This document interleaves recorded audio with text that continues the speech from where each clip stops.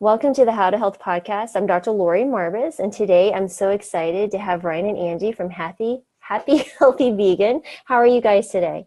Great, thanks. Fine. Wonderful. And I'm so excited to really share what you're doing because I think you have a really unique perspective because you speak a lot about veganism, but you also bring in the health aspects and you make these incredible videos, just kind of you're not afraid. You have the courage to actually go against people who are speaking, are either exaggerating, like a Paleolithic diet, or you're looking at the all meat doctor, why he's saying. I just love it because it's not screaming at someone. It's just you're rational and calm and doing it. So welcome to the How to Health podcast. And I want everyone to just kind of preface that so you can kind of understand where you're coming from. But how did you guys become vegan? Were you raised vegan? How did you find it? I find this fascinating. Well, first I want to say thanks, Lloyd, for having us on your podcast. It's very humbling. I mean, seeing all the medical doctors you have on, like Dr. McDougall was your previous guest. And, we're just some humble YouTubers.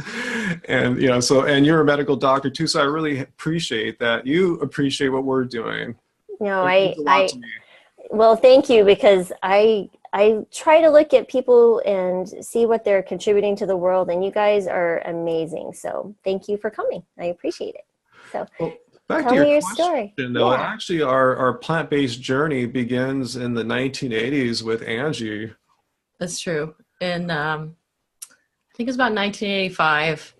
I got a 45-inch record from an Austin hardcore punk band called MDC, and one of the songs is called Chicken Squawk, and it was basically about the injustices of raising chicken as poultry. And there was this huge fold-out poster inside that gave all this documentation about the cruelties of factory farming, and actually talked about a vegan diet. So, and this is the 1980s. I was in high school. And so I made a pledge with two of my friends at school that we were going to give up eating meat. Specifically, everyone used to go to this one spot to get chicken at lunchtime. So I was like, we're not going to get chicken at McCowan's Market anymore. We're just going to get the potato logs. And I'm not too sure how my other two friends ended up faring all these years later. But for me, I went on and off with the vegan thing, but I was always solidly a vegetarian. And and then when I met Ryan in the late 90s, early 2000s, he wasn't vegetarian at the time, but he told me that he had been vegetarian. Yeah, back when I was living at home in like late high school or early college, and I didn't cook. My mom controlled that, so it made it tough. She was cool with it, but after a while, it wasn't practical. So I kind of strayed from that. But yeah, when I met Angie, since she was doing the cooking, I kind of became a vegetarian back then too. Yeah, when we met, I was starting to lean back in towards veganism with all the like plant milks and plant-based, the early plant-based cheeses, which are arguably weren't very good, the really early soy cheese and stuff. Gross. But I just started increasing my recipe repertoire, and it really didn't take that long until he was on board. Yeah, and finally in 2010, we both kind of like drew a line in the sand saying, no more just kind of messing around with veganism. Sometimes we do it for a few weeks or something like that. I just said, I'm going to go vegan for the rest of my life, and I haven't looked back since. So, wow, 8 years and completely vegan. I mean, I was in high school in the 1980s. I graduated in 89. I can't even imagine what it's like.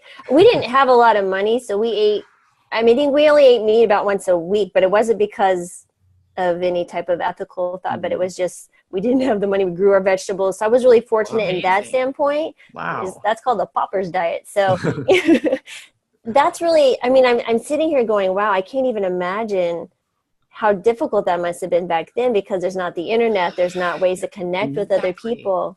Yeah, wow. My mom got me a subscription of Vegetarian Times, and I sent away via the mail for more information from PETA, and I would like hand out flyers, and I would put little stickers on on the market. I go up to the meat and put like little like meat as burger stickers or whatever. And yeah, so I started I started from an ethical standpoint. It really wasn't until Ryan decided that he wanted to start the Happy Healthy Vegan show that I really learned a lot more about the health aspects that I didn't, back in the 80s, that was when everyone was saying like, oh, you need to combine beans and corn and rice to get a complete protein. And, I thought I had to have protein powders and all this kind of stuff that, I now know it's all been debunked. But like you said, there wasn't the internet in 1985. It was really hard. Punk rock record. That was and it. I was weird and I was going against the grain. So I would like look for health food stores to buy alternative foods. And I was like trying to figure out what to do with tofu. And boy, it changed. Oh my gosh, things have changed. So changed. much change in my lifetime. Every day there's a new product we discover. It's so easy now. It is really easy now. I mean, so my husband's Filipino. So I started eating, I grew up in the western Southwest, New Mexico. Okay, think ranches and dairy farms and things. And then my husband is Filipino, so he grew up with a lot of Asian influence. Obviously, his parents are from the Philippines. He was raised here. But then our kids, my kids are, oh heavens, 24, 22, and almost 20. And so we raised them plant-based the last 6 years. Well, Emily left at 18, and she found her way eventually. She's in medical school, but it is hard even then because you're even as a physician and you're learning. Like when I switched over to plant-based, it was like literally overnight because it was such a profound experience. But what happened was it was still really difficult to find, well, what's the truth, right? Because even now, that is a struggle even with clinicians now. And I can show them evidence in peer-reviewed journals and Dr. Dean Ornish and Dr. Esselstyn and, the Chinese study. I'm going, and look at my own clinical experience with patients. It's still a struggle even now. I can't even, my mind is blown that one you had this cassette from this punk rock band. That's fascinating to me, and I just love it. It blew my mind. I like to point out, you mentioned Dr. Esselstyn, and you said some of your doctor friends are skeptical. Show them those photos in Esselstyn's book on preventing and reversing heart disease. The photographs, I think they're lapsed by like 2 or 3 years, how a clogged artery is in one photo, and it's like fine. Healed, completely healed in the next photo. And ask your doctor friends, do they know of any other diet that can reopen clogged arteries back up? And if they can, I will listen. You should hear these conversations we have. No, I have all the books. You trust me. Just so Well, how do they explain that? Is it just a miracle? They don't. Of the heavens, or? This is what I've decided. I've decided they're human with their own biases, desires, and biases. And when you go to medical school, it's almost like they're a God complex, right? So you go in, for me, I was like, I wanted to be a doctor since I was like 10 because my sister was really ill. She got well from a doctor. It was just really cool. I was like, I want to do that. It's really awesome. And, sometimes, and I went to medical school, my kids were little. So it was, I didn't have time to have any God complex. I was like, I just want to survive. So, but sometimes people think, they go there, they teach us all this. I know everything. I'm the doctor, and it's unfortunate. And I'm sure you've seen these type of, characters on certain shows and YouTubes and, but it's right. Exactly. So, it doesn't surprise me that when you bring in evidence that goes against the grain of prescribing medications and, that is the culture of medicine. It's really humbling moment when you're like, wow, I could have been wrong all those years, right? So here I am as a physician, I'm doing the guidelines, I'm practicing medicine, I'm prescribing medications the way they're supposed to, but my patients are not getting 100%. They're managed, right? Mm-hmm. The sick care is being managed, but I'm not, sorry. Hey. That would be the meow meow, who's very obnoxious. Oh my goodness, he runs the house. Meow meow. Come here, meow meow. Come here.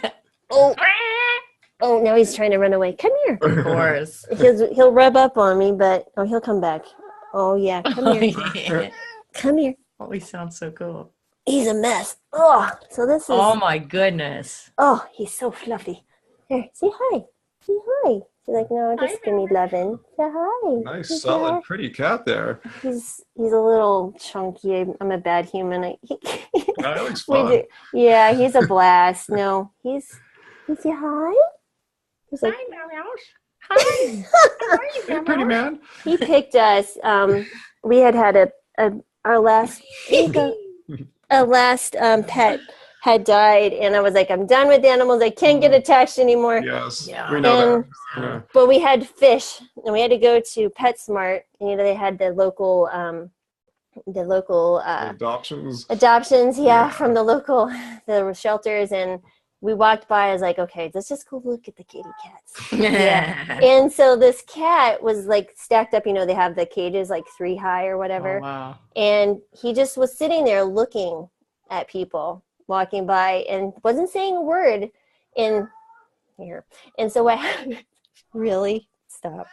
And so what happened was as we were walking by, he put his paw out and he started meowing at me. No way. Yes, he did. My boys, so my 2 youngest and my husband were with me, and they're like, that can't just do what I said. I was like, yeah, he's talking to me. And he's like meowing and he's like doing his, prancing thing. He's like, I know you're the mom. You're going to bring me home. And I was like, oh my goodness. I sat and I talked and I petted, and my husband's like, we're going to take that cat home, aren't we? He goes, of course we are. He chose me 4 years later. Yeah, still bossing you around. It's ridiculous. Anyway, I don't even know where we were. Oh, yeah, I forgot too. We were in the middle of the God complex. But, Oh, yeah. Oh, sure. Yeah, so I think that's part of it. I think, physicians it takes, you have to really humble yourself and say, you know what, I was wrong. And there's a better way. But it's such an awesome way. Oh my goodness. It's highly addictive. I call it veggie crack to see people get better. So, but I mean, that is fascinating. So how long have you been married then? So you've been married for some time. Yeah, 2005. Wonderful. Yeah. And so then how did the idea of your show become born? How did that conversation go? Well, just kind of, without boring you too much, just kind of a natural extension of like everything we've been doing creatively together. We have a band, Love Spirals, been doing that since we met basically. And Angie's had a podcast since about maybe 2006 or 7. Oh, wow. We started our first podcast in 2005. Yeah, we had I started a band podcast. We had one of the first band podcasts up on iTunes when podcasts were new. Yeah, and then I wow. started the Chillcast with Anji B, which I've been doing continually since 2006. And it turned into a video podcast as well. She still had her audio only ones, and I eventually wanted to help her out and learn to edit them. And after a while, it's like, I'd like to make some vegan content since we have all the tools and everything to do it all with. Oh, wow. So yeah, it seemed like YouTube was a natural place to do it on. So now how long have you been on YouTube? Because you have like over 1,000 videos. I was trying to go through and I was like, that is so many. Yeah, we started in I think April of 2013 and been going pretty steady since then.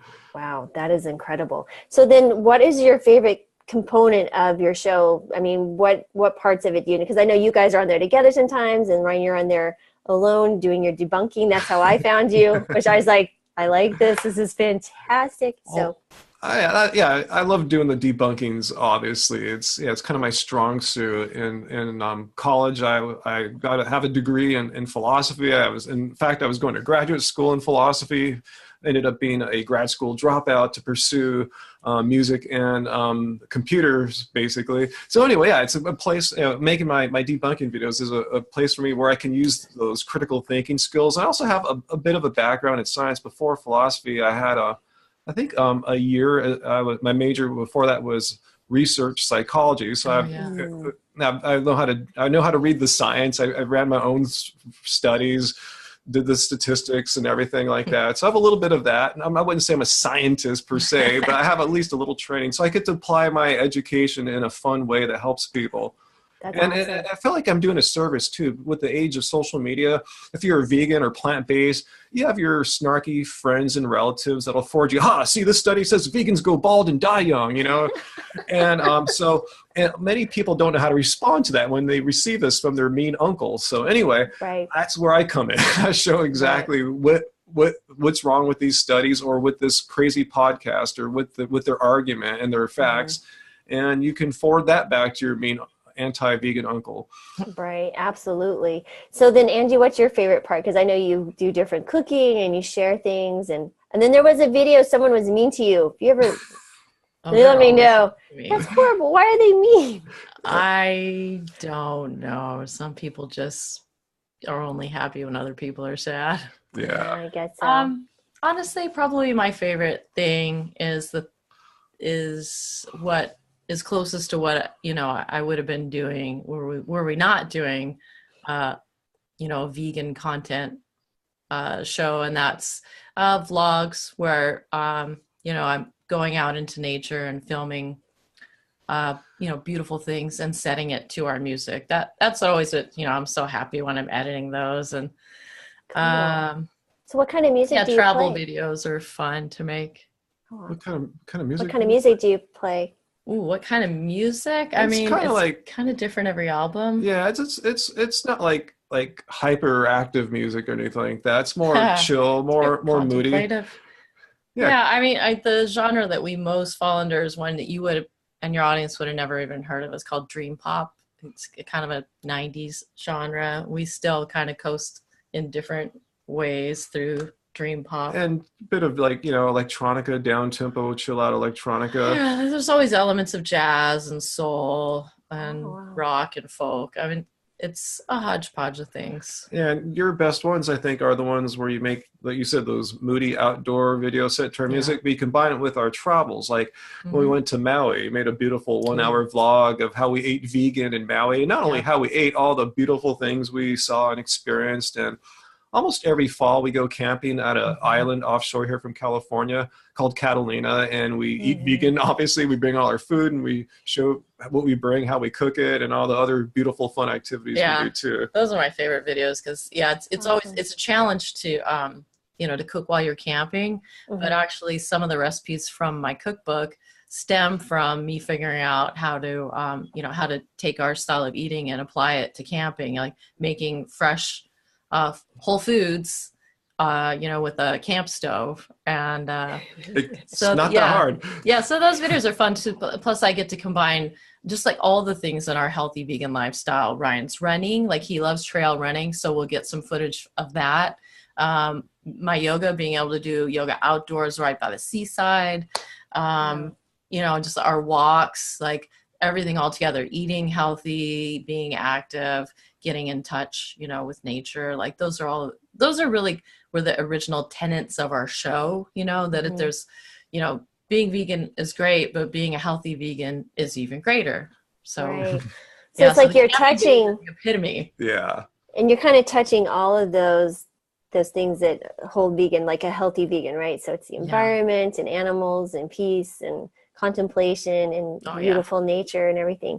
So what is your favorite meal to cook on the camp stoves? I am really intrigued now. Wow. I was imagining one of the meals in my head when I was saying that to you. I think probably my favorite Let's see if it's mine. We make basmati rice. Ooh, the dal, right? Yeah, exactly. With the dal, the curried dal, and a side of potatoes. Oh wow. Curry powder on it. So good. I love Indian food. Is like I didn't understand that there were other foods outside of Tex-Mex where I grew up until I was like, what is that? But vegan has really opened the palate. Holy smokes. I mean, there's so much. So is this recipe in your cookbook? Where can I find it? Yes. Yeah, the Keep It Carb Baby cookbook has a number of Indian inspired dishes in there and a number of things that actually I like to make when we're camping. So folks, that'll be in the show notes, that link to your cookbook. I'm excited about that. That's awesome. We got to get you really? by the way. Oh, that would be awesome. Yeah, for sure. Yeah, we'll do that. That's fantastic. I'm working with some other friends of mine. They went plant-based. Gosh, one was over a decade ago, and the other one was probably 6 or 7 years ago. Each of them lost over 120 and 160 pounds. Wow. Yeah, that's impressive. And it is, and they've kept it off. But they're amazing individuals, and one does he's coaching with folks, and the other one does documentary stuff. So we're going to be working together hopefully soon. But that is really cool. That is awesome. So as far as what is your favorite debunking story? There's so many. I've watched so many of your videos. They're just literally intriguing me. It's like, this is fantastic. Last year there was a whole bunch of people coming out trying their best to debunk What the Health, the movie, from clowns like Joe Rogan and Dr. Z-Dog, some doctor turned low-carb ketogenic YouTuber. This is giving me a headache. Doctor. Yeah, and then even the doctors themselves, the doctors TV show tried their best, and thank goodness Dr. Garth Davis went on there and just gave them hell. I didn't let them have any slack in their citing meat industry funded studies to prove their points. So What the Health was pretty big last year. Awesome. Yeah. There's a lot of, because what I do, because I used to, before I moved I live in Washington State now. Before that I was in Florida, and I was working with Dr. Joel Furman, and I was his medical director. They had opened a clinic where we brought folks in, and we actually fed them a nutritarian, a plant-based diet, and had some awesome results with patients. But our funders literally pulled out overnight. So I was like, all right, so we've moved the whole family here, and now oh my God, first time I've ever been jobless in my life, except when I was at home with kids. But so we moved to here. We're doing I'm doing telemedicine, which I love because I can work from home and talk to people. And many of them say What the Health was they're like, hey, it's so weird you're talking to me about this. I watched that What the Health movie, and one actually happened today. I was like, there is no coincidences, but that's pretty cool. So yeah, I really appreciate that, someone would have the courage to make a movie like that and be a little bit provocative. But then to have to sit back and just the onslaught of ignorance. I mean, Z-Dog, now I used to like Z-Dog, honestly. Oh, really? Yeah. Well, in the sense that he was practical in his approach to, he's gotten a little bit more crazy over the years, but and back in the day, a few years ago, I'm a physician, I'm a scientist, I'm a big fan of, looking at the science and practicing good medicine. So I am a proponent of vaccines. For whatever your listeners don't believe it, that's fine. I know it has saved millions of lives. That is my choice as a physician, and I will share that. And he'll make funny videos saying this is why you need to be vaccinating your children, or he'll say something else. But then when he started doing this, that whole thing, I stopped. I unfollowed him. I was like blocking him. We were even friends on Facebook, unfriended. And I was like, this is unacceptable. I'm like, who are you? You're speaking ridiculousness. And on top of the misinformation, it's just so unprofessional, the way he was referring to fellow medical doctors, just saying this is not science, just ridiculing, calling them bad names. I just lost all respect for him. Exactly. And those doctors are my personal friends, and that was another reason. So I was like, that is just disgusting, first of all. But, if you're going to speak, if you have a platform and you have thousands of people listening to you, you need to be responsible with that with that honor and the privilege to have someone's ear. And so it's really frustrating to me to have people do that. So, but anyway, you do a fantastic job. Thanks. I don't resort to name calling and ridiculing people. I ridicule their logic, but not them as people. Right. You're just exactly. You're well, speaking the truth. And it's funny to me that some people are like, well, truth is relative. I'm like, no, not actually. Truth, there is absolute truth. If you go jump off that 6-story building, I'm pretty sure the gravity is still going to be there. And so, it's just like when we talk about, the benefits of eating a vegan or a plant-based diet. So what have you found to be the biggest hurdles for, bringing this message forward? Do you guys struggle? I mean, people were mean to Anji, which frustrates me when I saw that video. I was like, mean to vegans in general. Yeah. Well, I think I'm a little bit sheltered a little bit because I'm a physician, and so people they're like, she probably does know more than me, so they don't give me such a hard time. Wait till your channel gets bigger. Okay, that I'll look forward to, because I kind of appreciate the back and forth, because I know I practiced medicine for a long time before that, and then I've seen what happens the last 6 years. There ain't nothing like it, and there isn't. You can't be proved wrong with this. We don't let the haters. I don't let the haters get to me. I mean, 99% of the time when you see their hateful comments, it has they're the words, what they're trying to express has nothing to do with us or vegans. It has something to do with them. They're expressing some issue that's they're working through. So it's all projection. And I have compassion for them, no matter how hateful they are. I just kind of laugh and go, oh, poor guy. Or make a video about them and say, Occasionally, when I get enough good ones saved up, I will do one of those videos like you saw, responding to mean and hateful hater comments. Yeah, those are fun.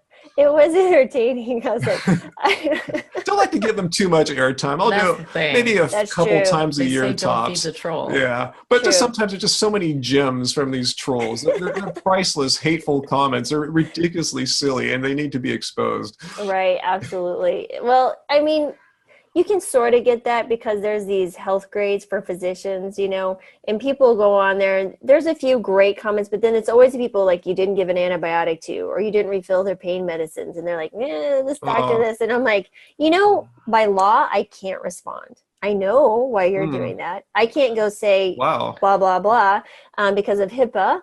And one, I'm professional. I'm not going to do that. But, I almost think there should be a class action lawsuit against these things because it's not fair. It's not right. I mean, anyway, especially if you live in a little town, I can only imagine a physician in a small town. But anyway, that's a whole other story. Slanderous. So as far as what have you found to be the most joyful thing by doing this? Like, what have you, like, were you surprised? What was the biggest surprise that came from, you know, sharing? Because you have a large audience, like 190,000 or something like that, right? Or yeah, I mean, they don't all watch all our videos. In fact, that number is a little skewed because we've been around so long. I would say like maybe half those people probably haven't watched a video in 2 years.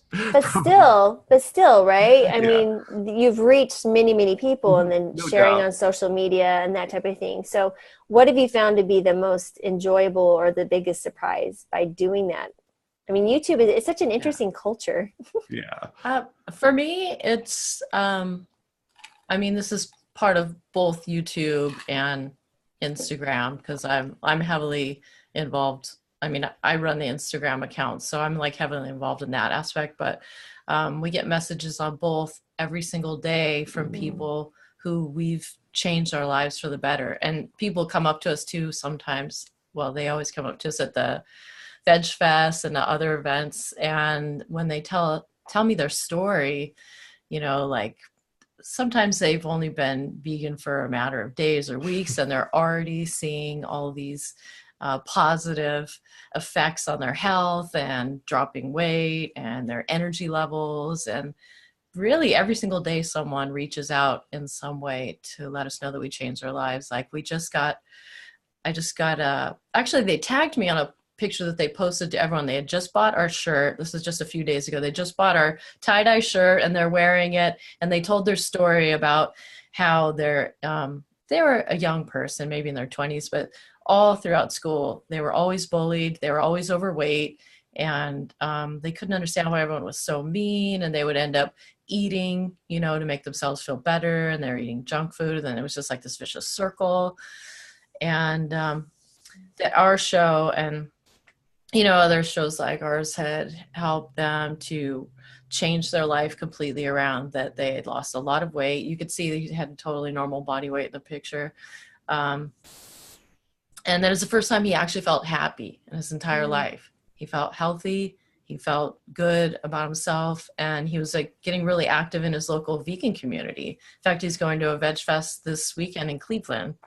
Wow. Yeah, and I saw on his Instagram that he had just been to like an animal rights conference too, and I was like, wow, you know, like what we do really does impact people.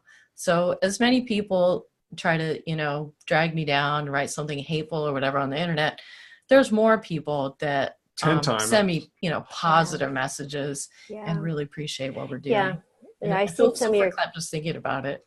Yeah, I mean, that's incredible. What about for you? At a Veg Fest, I think last year, or was it Long Beach Vegan Festival? I get them all mixed up. But I remember we met a family. We helped a family go vegan, like mother, father, daughter. More than one family. Yeah, it's like, wow. Yeah, this happens multiple times. Yeah, I mean, which is amazing because I can't get my family to go vegetarian or anything. So it's cool when something we do is responsible for an entire family going plant-based. Totally. A woman last year came up to me at Veg Fest and said that she was scheduled to have a surgery on her eyes, and somehow I don't know how she started following our advice, and she was so well now that she no longer had to get the surgery, and she was just like, practically hugging me like I was a saint. I was just like, whoa, this is so weird. She was so thankful. It's nuts. That is the most thrilling, and seeing that right there, that little piece of that's what's so awesome about being a physician, right? So people come to you with their problems, and you already have this, many of the times we'll have this message of the plant-based eating. You can reverse that chronic disease. It is so highly addictive. Yeah. And it's like a family, right? When you meet other people who eat like this, it's like an instant, like, they're the nicest people. I've been to many conferences that were like, the AAFP, the American Academy of Family Medicine, because I'm a family doc, and other ones, and they're just different. When you go to those plant-based conferences, it's like your family. It's really cool. I guess because we're all seeing the same truth, and our truth is like so different from what the norm is out there. Mm-hmm. Yeah, you almost have to, and it's just so rational though, right? I mean, I consider myself a rational human, and so when you look at the facts, and that the facts play out in real life over and over and over and over again, this just seems like a rational human would do this. It's like, why wouldn't I? I almost think I can't imagine not sharing this with someone, because I think that would be for me, I think it would be malpractice, right? Because, it's just it's not kosher, because you could change someone's life. So I'm like, when I'm doing telemedicine and someone calls in for a UTI and I see they're diabetic, I'm like, yep, it's going to be a longer visit than just my 10 minutes talking about this, because it's so life transforming. Speaking of diabetic levels, we were talking earlier about the all meat eating doctor, Sean Baker. And I thought of him too. So it sounds like, you watched my video about that. Yes, I did. His fasting glucose level was 127, and anything over 125 or 126 is considered diabetic. Yep. I never proclaimed him diabetic. I'm just saying, according to all the how to interpret, your lab panels, 127 is diabetic. Is that a fair assessment? Yeah. So the American Diabetic Association, there's certain guidelines. So any fasting blood sugar, even one time over 126, is a diabetic. So he is a type 2 diabetic. Or if you get a random non-fasting blood sugar over 200, diabetic. Now there's this pre-diabetic stage, between 100 and 125, but it's the process is still occurring. So he is a diabetic. Absolutely. And it was confirmed, I thought, I'm not a medical doctor, obviously, but by his hemoglobin A1C test, and it was on the high range of pre-diabetes. Yeah. What was it? I don't even know what is. You remember? It was 5.7 probably, or 5.8. What's diabetic on the hemoglobin A1C test? So it was like 2 notches below diabetic. So that would be 6.4. So 6.4. He was 6'3". He was 6'3". Oh, okay. Yeah. So 6.4 diabetic from the sense of 3 months. So the way the hemoglobin A1C works is that it's how sticky your red blood cells are. So the life cycle of a red blood cell is about 90 days.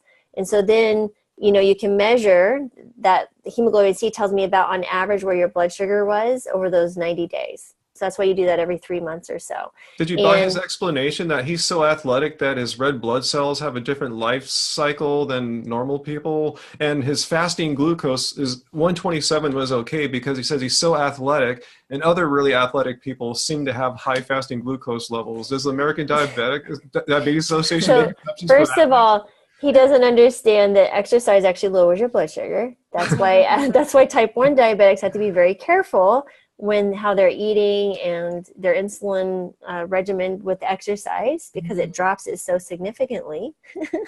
Exercise helps diabetes. It cracks me up. Oh my goodness. No. So anything above, like, let's say 5.7 is considered pre-diabetic to that 6.4 range. And then beyond that, you're a full-blown diabetic. So he's, by fasting blood sugar, diabetic, and by A1C, he's just almost there. So he must have a high fasting blood sugar.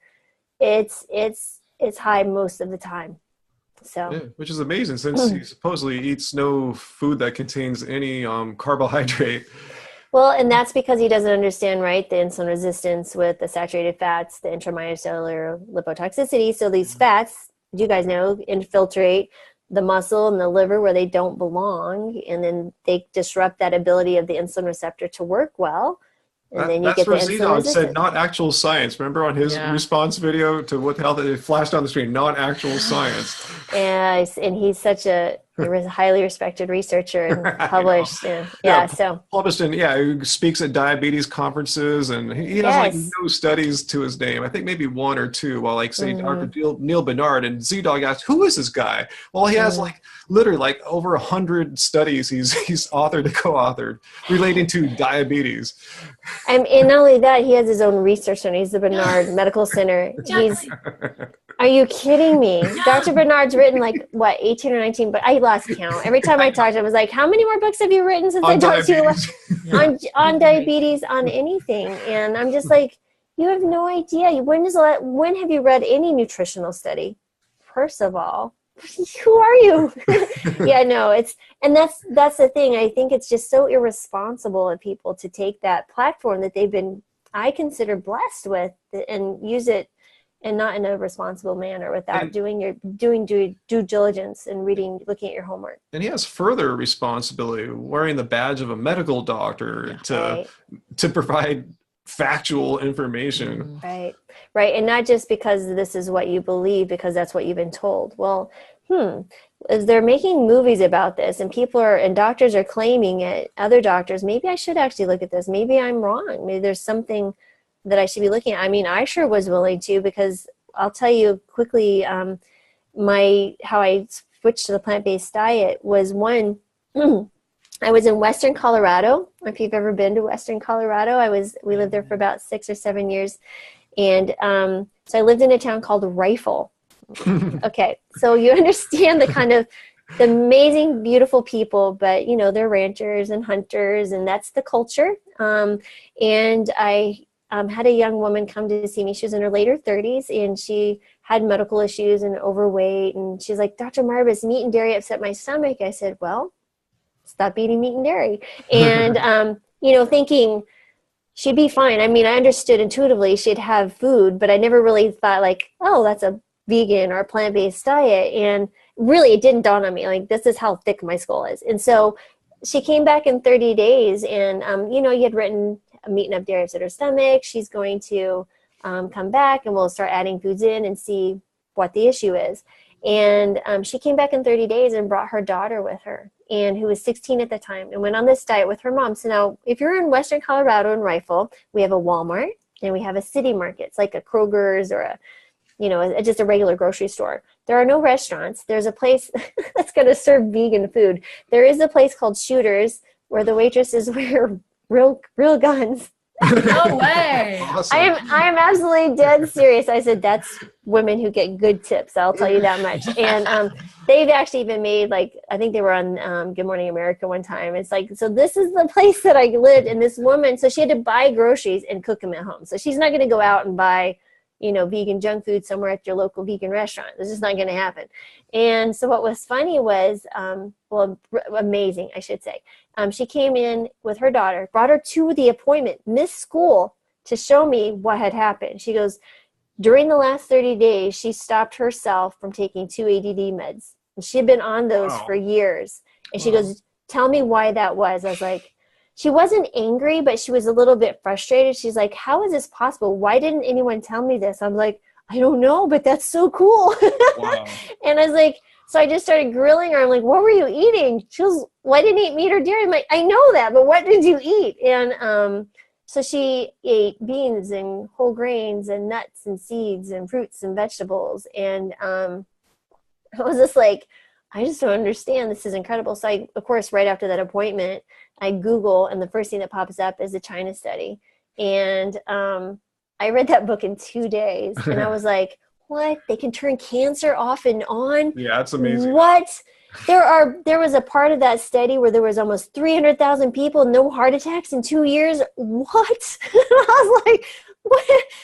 I mean, mind-shattering, blowing. I'm going, what am I going to do? I have 3 teenagers at home and a husband. Oh, my goodness. And I was like, what am I going to do? And that's where it started. And I had a lupus patient a few weeks later because I was still trying to wrap my head around all this. And we put her on a plant-based diet because she came in with 50 pounds overweight and 12 meds and high doses of steroids and methotrexate, which is a chemo drug. And, she's telling me about her migraines, and I'm going, I need a lab rat. This is my guinea pig. And she's sitting here. She's a lovely person. And and she was kind enough to take me up on my offer of being my guinea pig and saying eating plants. And she did.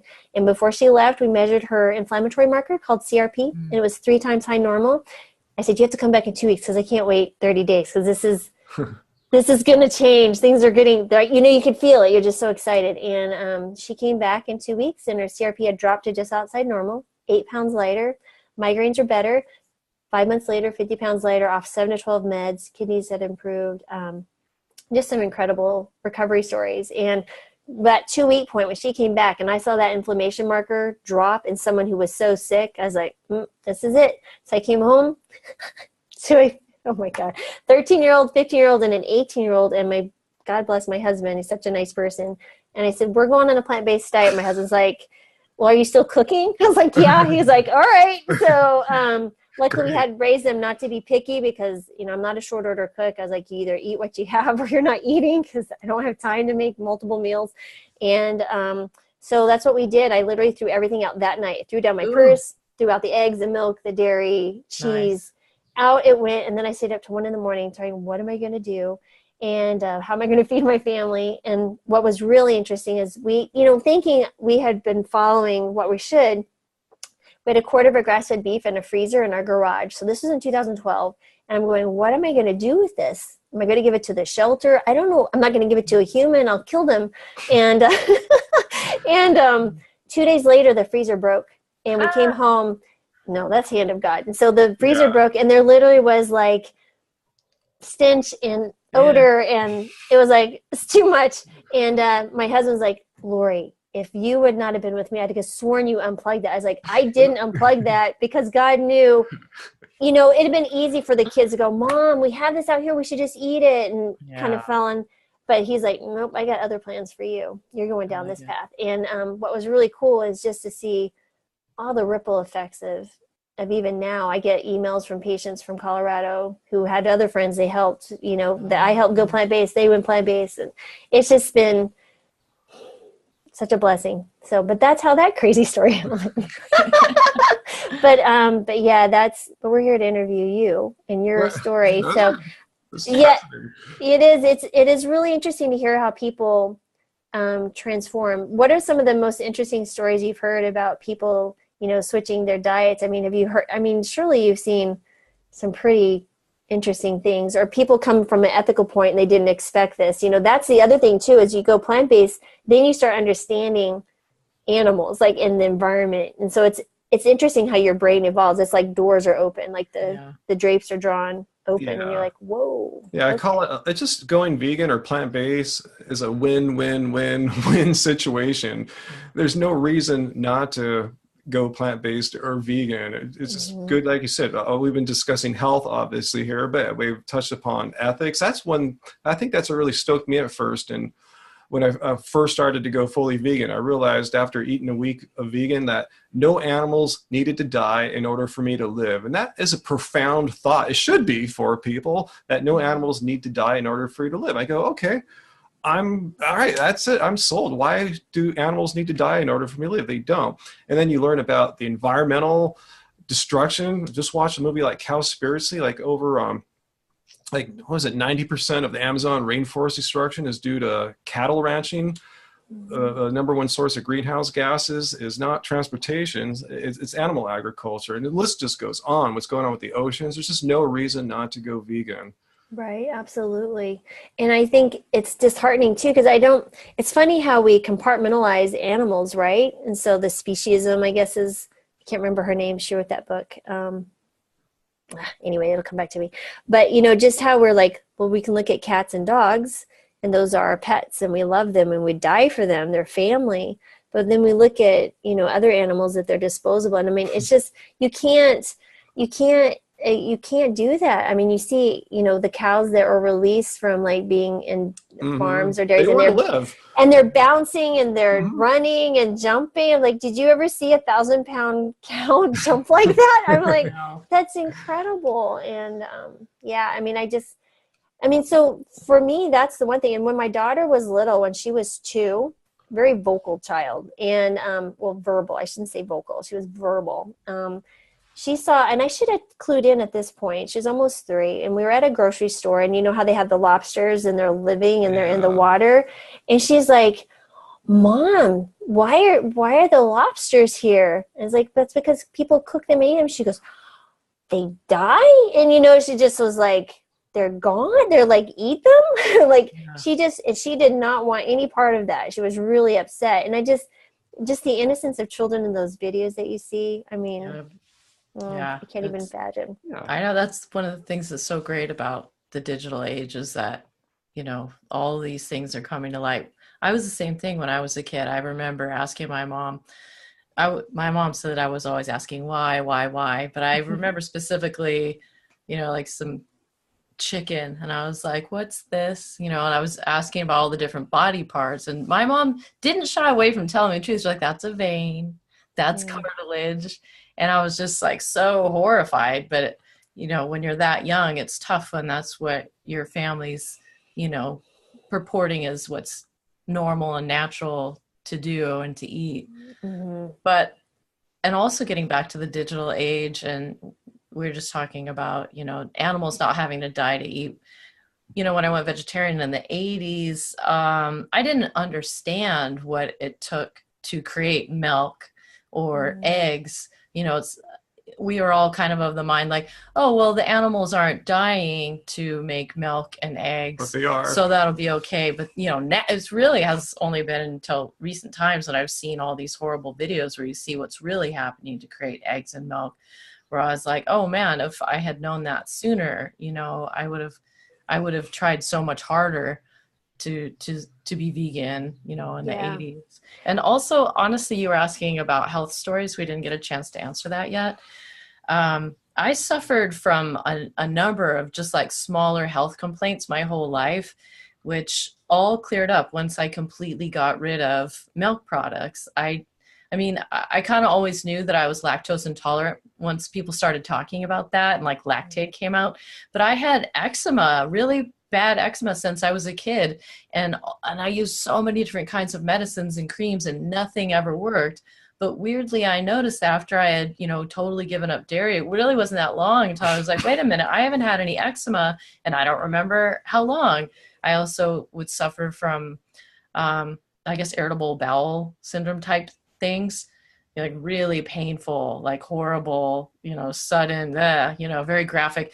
That went away completely. If I had known, I would have totally given up milk so much sooner, you know, but people would always try to tell you, you need milk for healthy bones, blah, blah, blah, you know, all of that nonsense. Myth. I had no idea. Yeah.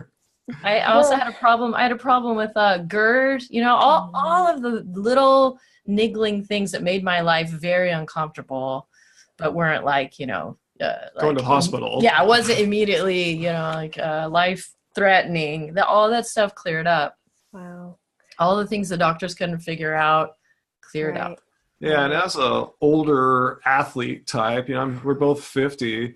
You know, I just went to the gym today. I played basketball for like an hour and a half and lifted weights for another like 45 odd minutes. I'm not trying to brag or anything, but I'm just saying I recover quickly. I remember what it's like recovering from activity, like, you know, before I went vegan. I was like, oh man, getting old sucks. But now it's like, I don't really say that much anymore. Just, I feel fine the next day.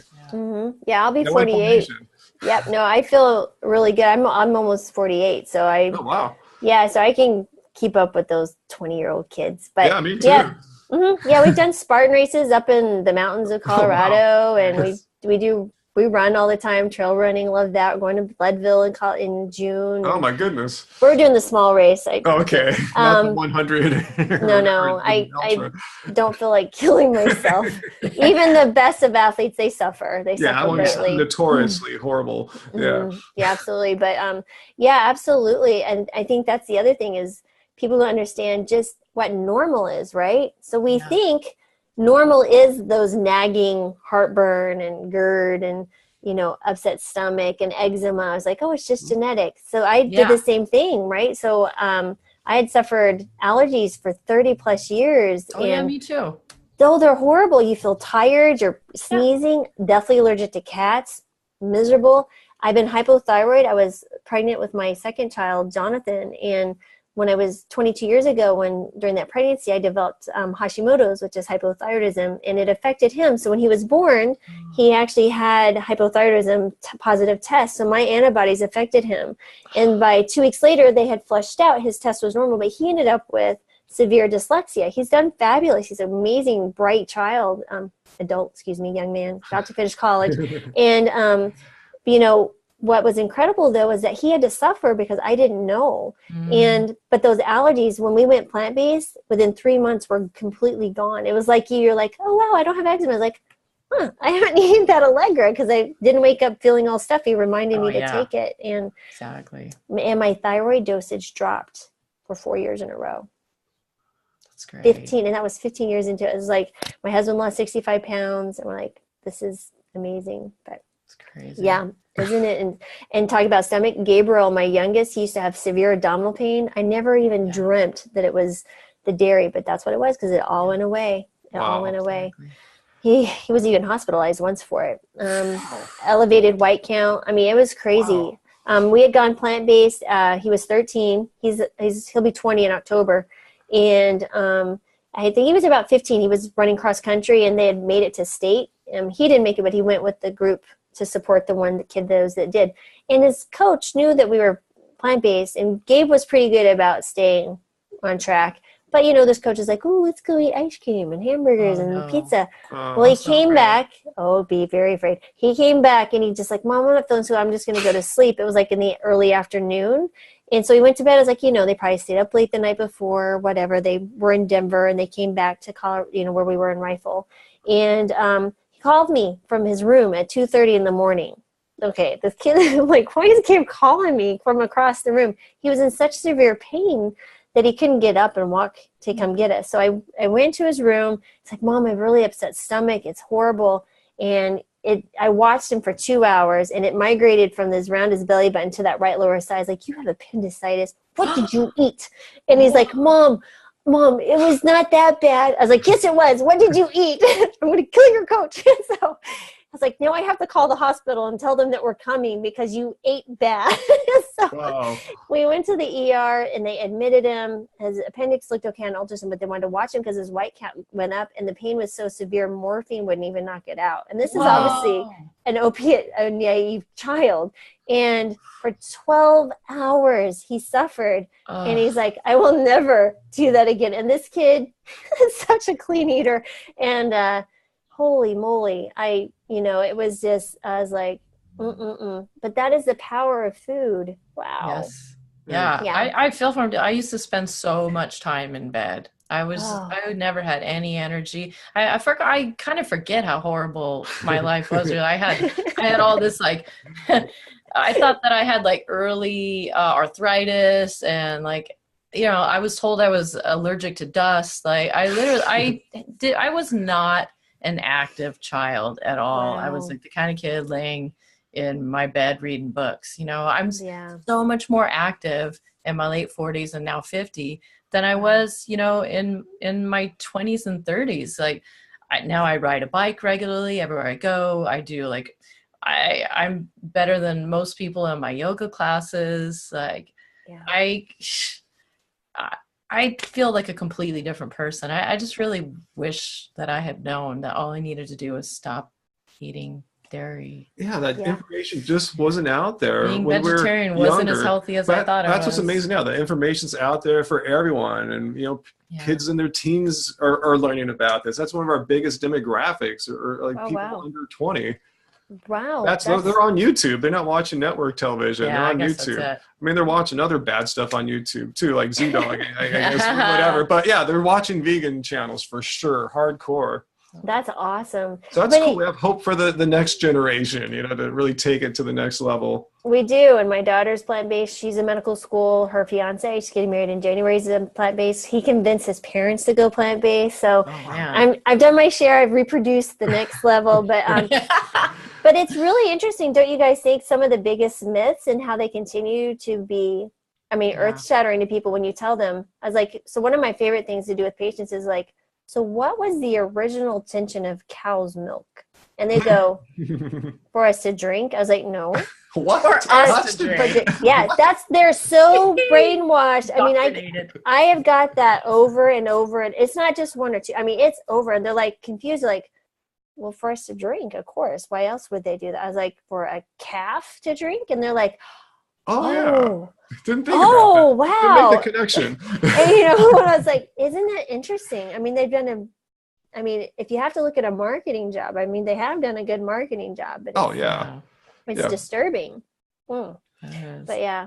But I know I promised to keep you guys within that 30, 60-minute range. And so we're pushing up on that. So, yes, it was awesome. Is there anything else that you guys, like, tell me where people can find you and what they should learn or know about you? Any good advice? Any last words? Yeah, follow us for sure on YouTube. You can see the broad range of video types that we were talking about that we make. We're just Happy Healthy Vegan on YouTube and on Instagram. Oh, yeah. Yep. Happy Healthy Vegan.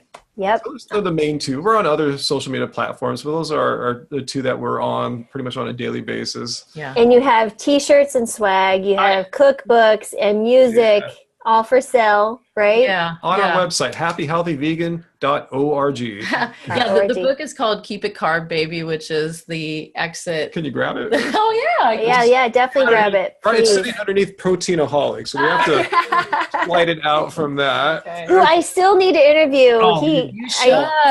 Well, and we've been trying to coordinate because he moved from Houston to North Carolina. Yeah, so it's been hard to nail him down.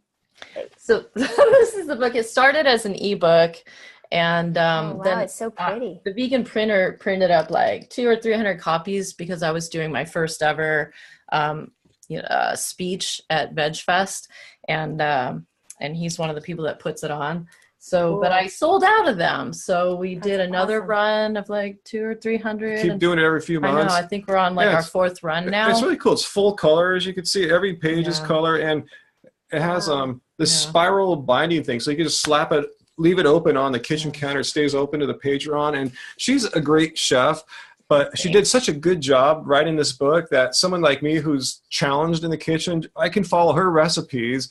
I make the dishes and I serve them to her and us, and it tastes like as if she had made it. So awesome. It's a success. You don't have to be a skilled. And I want to say too, these aren't like, fancy dishes. Like you're saying, you like to make stuff, that's really practical. They're not like gourmet dishes or anything like that. So it's just relatively easy to make food that you could eat right then there. You don't have to like soak beans overnight or anything weird like that.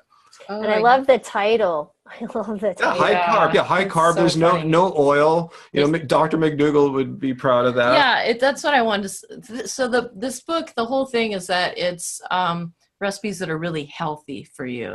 I wanted. A lot of people these days don't know how to cook from from the plants themselves. Everyone thinks you grab a box, you grab a can, you get some frozen stuff, which can be fine. But we shop at farmers markets, so this is what I do when I get the potatoes and the green beans and all the different things that are available.